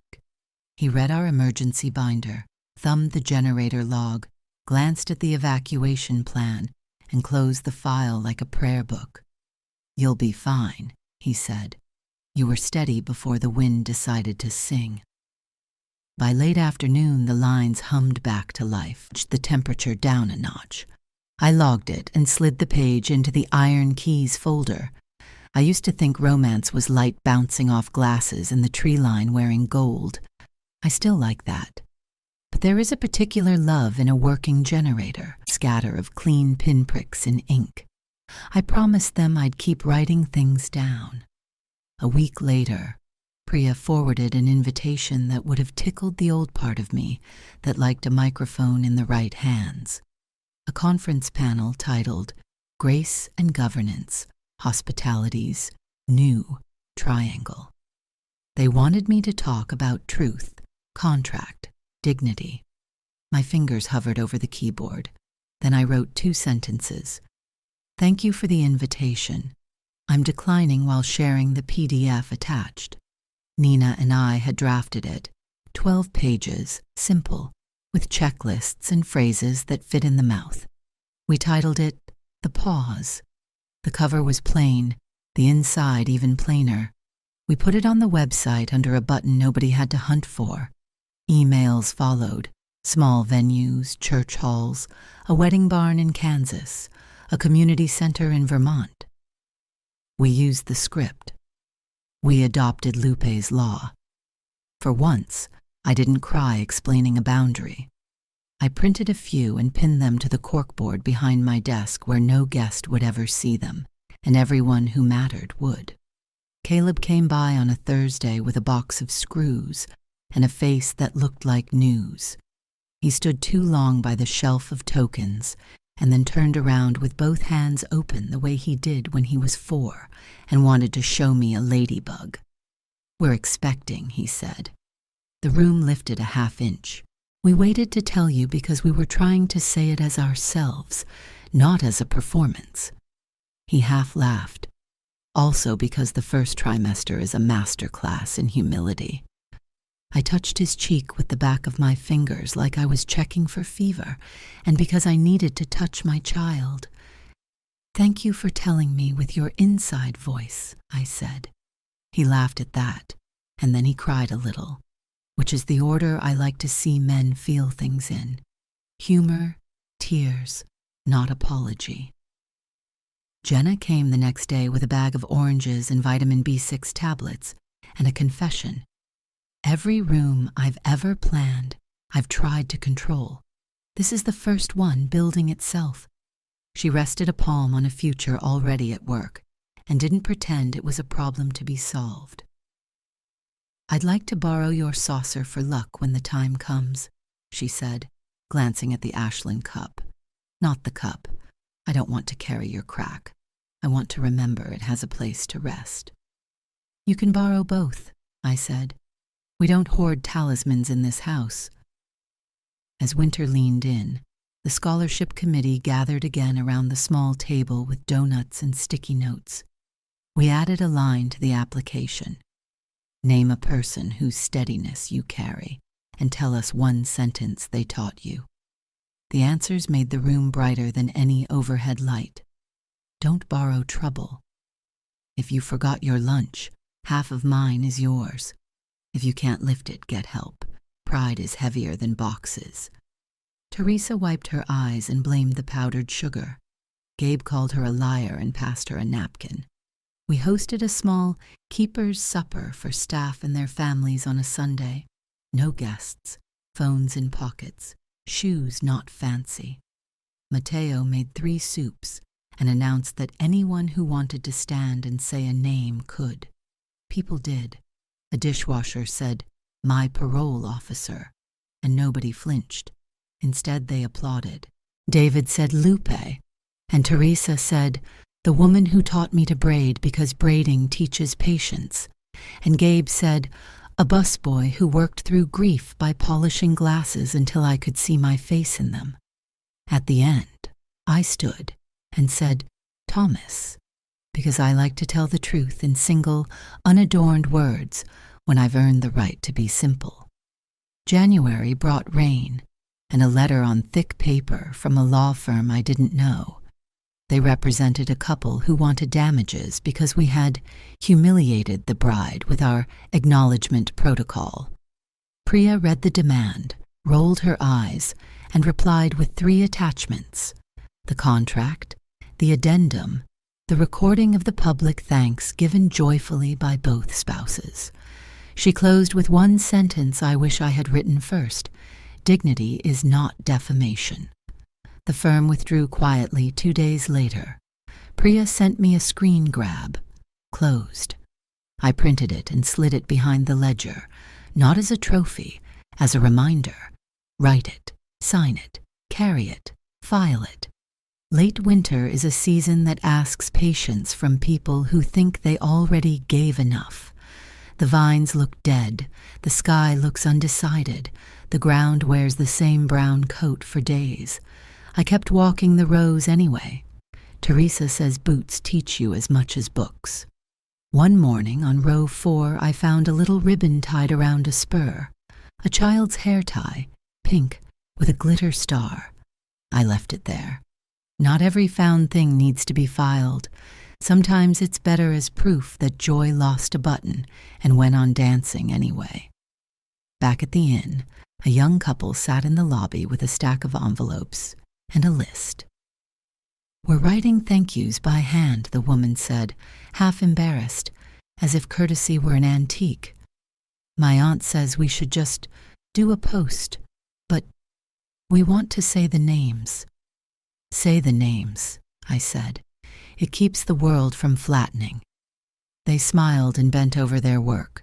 When they left, David found an envelope under the chair addressed, "To whoever turned on the lamp when we didn't know we needed light." Inside, a gift card to the bakery and a note that said, "Thank you for being in the room without needing to talk." A letter arrived from the community college asking if I'd teach a 1-credit evening class. Contracts for humans. I said I would if I could bring soup, and if they'd let half the seats go to staff from places that can't afford seminars. We met on Tuesdays in a room that smelled like dry erase markers and old optimism. I wrote 3 words on the board the first night: truth, contract, dignity, and told them how each anchors the others. Truth without contract can be loud and useless. Contract without dignity can be correct and cruel. Dignity without truth can be sweet and slippery. Put all 3 in the room, I said, and watch chaos get bored. A grandmother auditing the class said, "Baby, I raised children on that triangle." The room laughed, then took notes. Caleb and Jenna sent ultrasound photos that looked like a storm organizing itself into kindness. I put one on the fridge with the magnet shaped like a grape cluster and talked to the pixelated hope while making breakfast. "You are already welcome," I said. "You don't have to perform for your seat." Monica started coming by on Wednesdays with a bag of groceries and a list of questions that sounded like repentance dressed in practical clothes. "If I want to be useful," she asked, "do I ask first or assume?" "Ask," I said, "always." "If I mess up," she asked, "do I explain why?" Apologize first, I said. Explain later, if asked. She wrote it down. She didn't argue. She brewed tea and washed mugs and passed me a dish towel like a ceasefire flag made of cotton. In March, Miss Patel invited the scholarship recipients to speak at a school board meeting that had turned into a drumline for outrage. They stood at the microphone and said what they were studying and why. Jorge said, "I want my sons to see me read a manual and then fix a thing without cussing." Marisol said, "I like soil because it doesn't ask for makeup." The room softened. A board member who had come ready to spar with a ghost unclenched his jaw. Not everything needs a fight. Some things need a list and a voice that doesn't shake anymore. Spring worked the usual miracle. Buds that look like nothing on Monday look like promises on Thursday. The inn filled back up with couples who wanted vows rather than an audience. Bianca's planners started bringing folders labeled "small and true," as if they'd finally found a genre. Mateo's 40-guest plan developed a wait list. Gabe laminated the brand cards and made sure every jacket had one in the pocket. One afternoon, a delivery driver in a tired uniform leaned on the counter and asked for water. He drank like a person who had forgotten thirst had an off switch. "I see a lot of places," he said. "Yours is the only one where nobody yelled at me this week." He shrugged, embarrassed for noticing. "It matters," I said. "We try to write it down and then act like the writing counts." He nodded and left a little straighter. That evening, I took the Ashland cup off its saucer and held it up to the light. The crack is part of it. If I tried to polish it away, I'd grind the whole thing down to dust. I set it back and wrote a note to myself on a card I keep tucked behind the shelf. "Don't sand your story so smooth it won't hold." June brought heat and baby showers, both of which make people say more than they planned. Jenna's friends decorated my porch with a level of enthusiasm I did not attempt to restrain. Someone made a diaper cake. I pretended not to know what that was. Monica arrived carrying a tray of deviled eggs that looked like apology arranged in neat rows. She hugged me one-armed as if we were both afraid of spooking the fragile peace we'd built, and then relaxed into the embrace like a person who finally believed the chair would hold. Gifts piled, books, tiny shoes, a knitted hat with ears. I gave Jenna a small box with tissue paper and the saucer inside. "For the room," I said, "to remember things can rest." She understood immediately. "We'll put it on the table by the crib," she said. "The lamp can sit on it, light on rest." The phrase pleased me more than it had any right to. 2 weeks early, in the blue hour that makes houses look kinder, the baby decided to join us. Jenna went quiet in the way of people doing brave, painful work. Caleb sent a text at 3:16 a.m. "She's here." A photo followed, the top of a tiny head, Jenna's hand, Caleb's thumb, the corner of the saucer under the lamp. I sat in the dark kitchen and let a noise come out of me that had no name. Then I made tea and waited to be told where to stand. They named her Naomi. Later, when the room was sleepy and the nurses were both present and invisible at once, Caleb placed her in my arms like a peace offering nobody needed to refuse. "You don't have to be anything but yourself," I told her. "That will be enough." She did what newborns do, sneezed, flailed, slept, and I did what grandmothers do, counted fingers and planned soups. The first time Naomi came to the vineyard, Teresa insisted on carrying her down row 1. "Introduce babies to work before they learn to pose," she said. She pointed out vines like neighbors. "That one's stubborn. That one pretends to be delicate and then survives hail." Naomi slept through the tour, which I choose to interpret as trust. Monica started a list titled, "Grandmother Things I Can Do That Are Actually Useful." It included laundry, return phone calls, boil water, say the mother's name before the baby's. She posted the list on her fridge and texted me a photo. "Revision welcome," she wrote. I added one item, "Accept no, thank you," without needing a reason. She wrote "Amen" in reply. In July, a podcaster notorious for turning women's stories into wrestling matches emailed to request an interview about maternal power. We declined and sent the pause. He replied with a dismissive line about paperwork heroes. Nina wrote back, "Paperwork keeps hospitals open, planes in the air, and kitchens honest. We're comfortable being in that company." He didn't answer.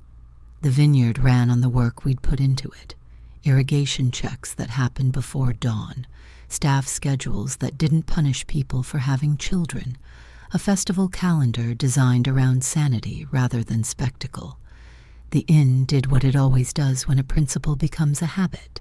It got quiet. Reviews mentioned words I can live with: clean, kind, steady. Nothing about us went viral. Good. A letter came addressed in a hand I recognized from notes left on my porch for 30 years. Lorraine.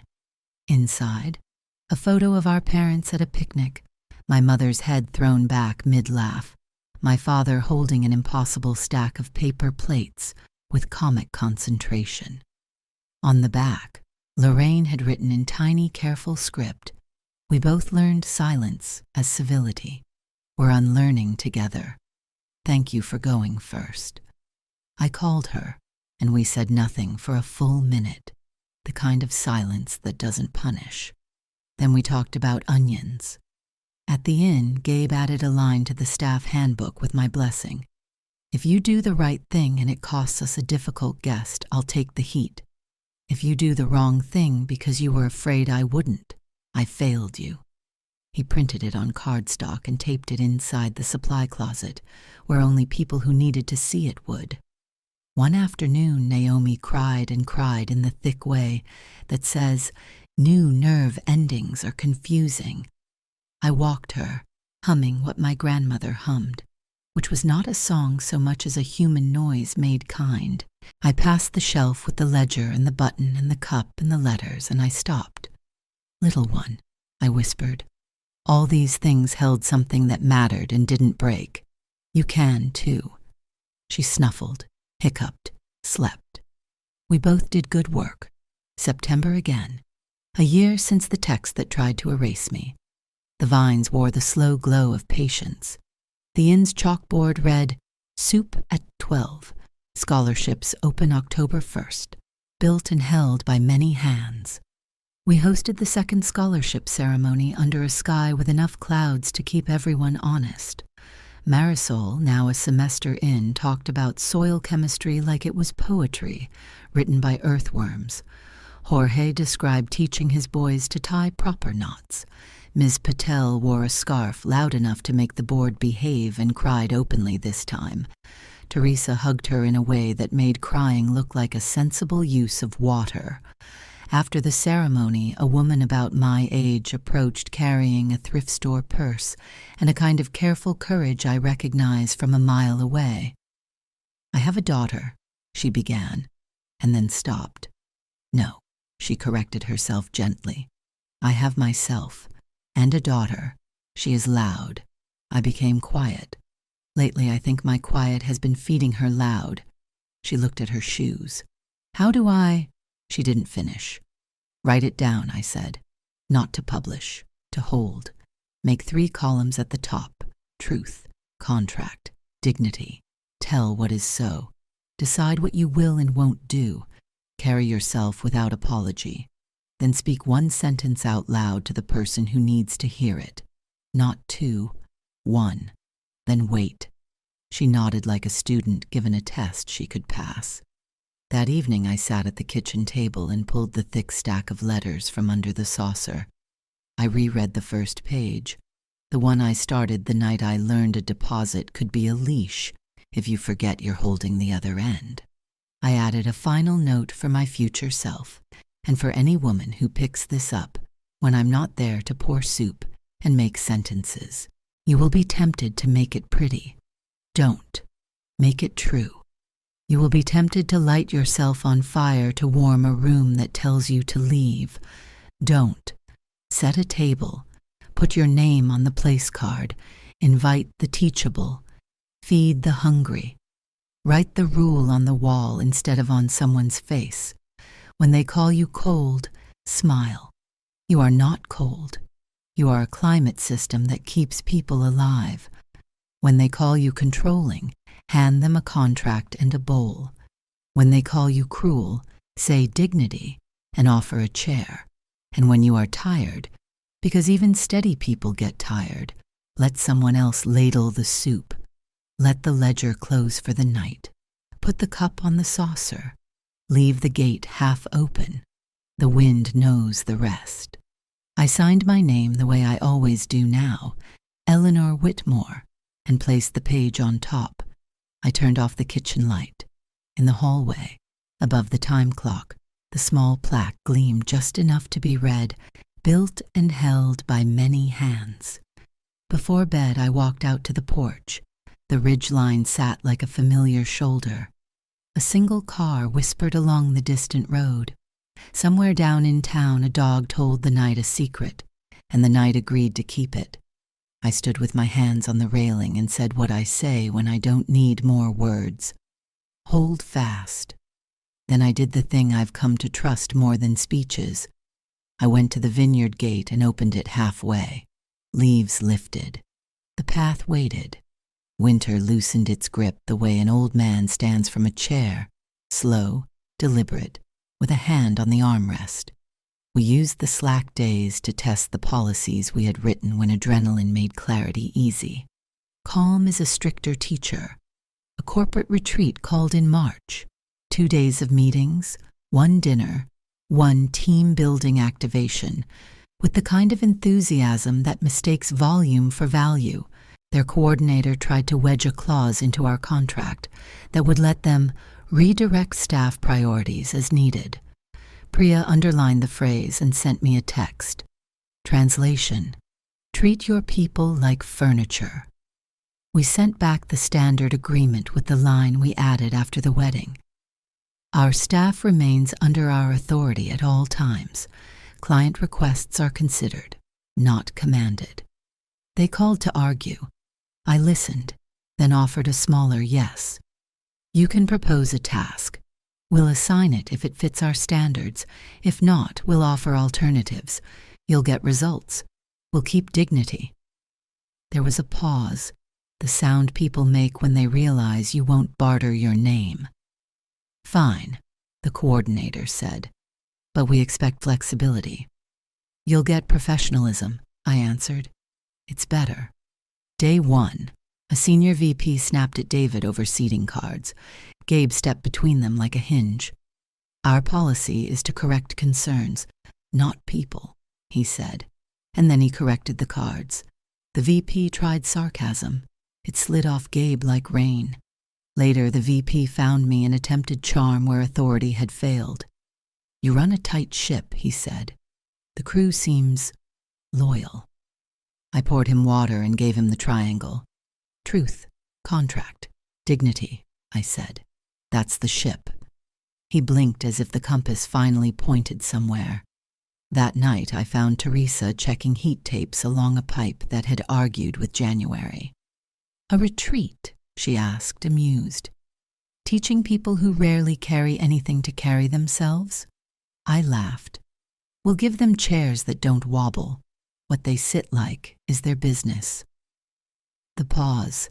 PDF kept traveling.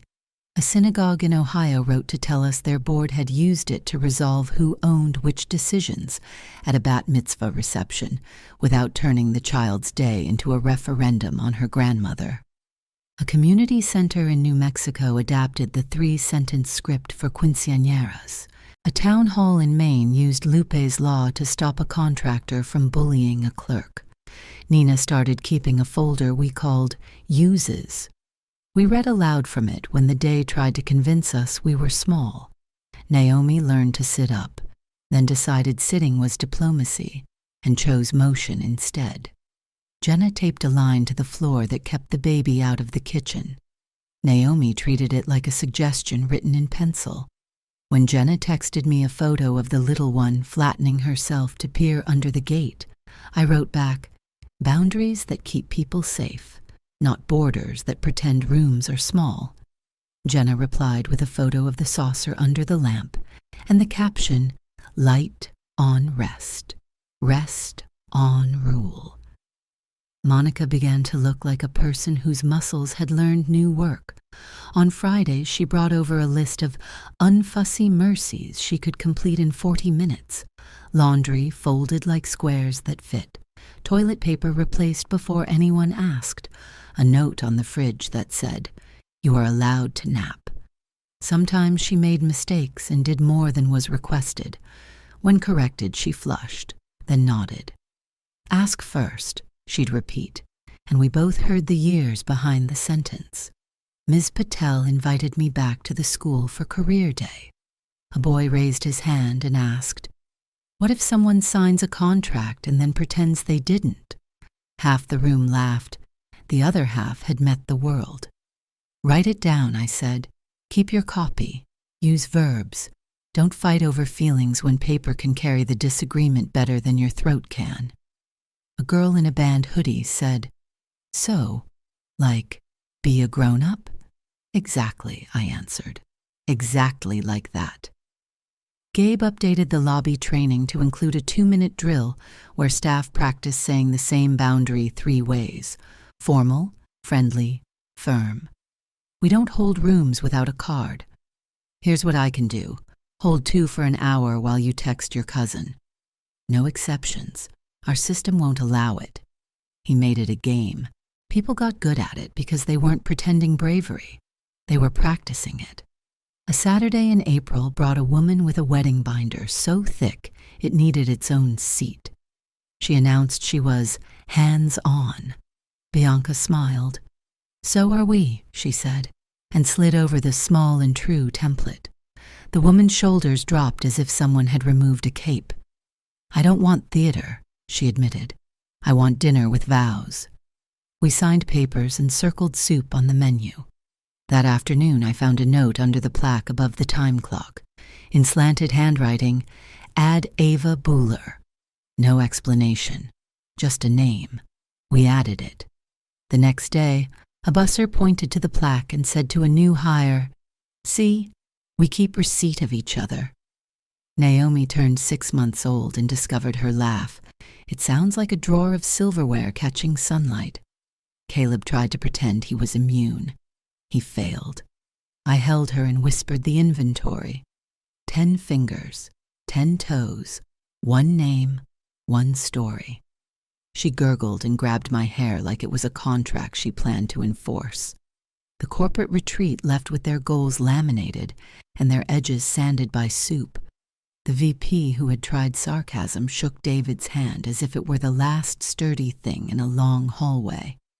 "Thanks for not letting me be awful," he said. David replied, "It's in writing," and pointed at the triangle we'd framed by the lobby door. That evening, tired in a way I trust, I walked to the shelf and set a new thing beside the old ones, a photocopy of The Pause, corner creased, coffee ring half faded. It didn't look like much. Most things that make life better don't. Not at first. A year and a season had turned since the text that tried to erase me. The ledger carried new lines, scholarships funded, policies revised, vendors taught, soups ladled, names added. The Ashland cup sat on its saucer. The button kept its small, stubborn circle. The letters lay in their stack, heavier than paper, lighter than regret. Summer arced into another harvest. Trucks came before the sun. Laughter arrived mid-morning. Weariness showed up at dusk and asked politely to be allowed in. Teresa ran the pad with the authority of a lighthouse. Gabe kept the inn steady like a drumbeat. Mateo refused to let memory get sweet. David taped a photo of Lupe near the staff sink, the kind of shrine that is really a promise to work with your hands. One late afternoon, a woman I didn't know stood at the gate and stared down the rows. I walked up slow so I didn't spook her. "Can I help you?" I asked. She shook her head and kept her eyes on the valley. I'm practicing, she said, for a conversation where I don't apologize for existing. The sentence could have come from my own mouth years ago. Start smaller, I said. Say one true line. Put it on paper if your voice won't hold it. Then say it out loud. Then stop. Let the silence do its job. She nodded like a person filing a tool where she'll find it later. That night I wrote a postcard to myself and pinned it over the desk. Not every boundary is a fight. Many are a table with a name card. Use more tables. Caleb and Jenna brought Naomi for supper. She banged a wooden spoon on the saucer, and for a second I saw all our lives at once. The chipped cup, the buttoned circle, the ledger's columns, the gate ajar, a child practicing rhythm on porcelain that learned to be stronger at the seam. Jenna laughed. Monica washed dishes without being asked and without making a speech about it. Caleb told a story about an engineer who had drawn a perfect plan and then remembered wind existed. We ate soup. We said names. When they left and the house shook itself back into quiet, I wrote one last line for the letter that had taken a year and my whole adulthood to finish. You didn't need revenge. You needed a rule and a room and your own voice. You learned that quiet is not consent unless you let it be. You learned that paper can be a bandage. You learned that a boundary is a kind of love that wants everything in the room to survive. Keep the cracked cup. Keep the ledger open. Keep the gate on its hinge. Keep adding names to the wall. Keep soup in the pot. Keep your name on the line. I signed it and slid it under the saucer. At the door, I took my keys and walked out into a night that wore its stars modestly. The ridge held still, the way a good friend holds still when you finish a story you didn't know you were ready to tell. Down in town, a siren rose and fell, and then the night stitched itself shut again. I stood there long enough for the dark to say, "You're here." I answered, "I am." Then I went to the vineyard gate and did the only ritual I trust more than eloquence. I opened it halfway. Wind lifted leaves. The path waited.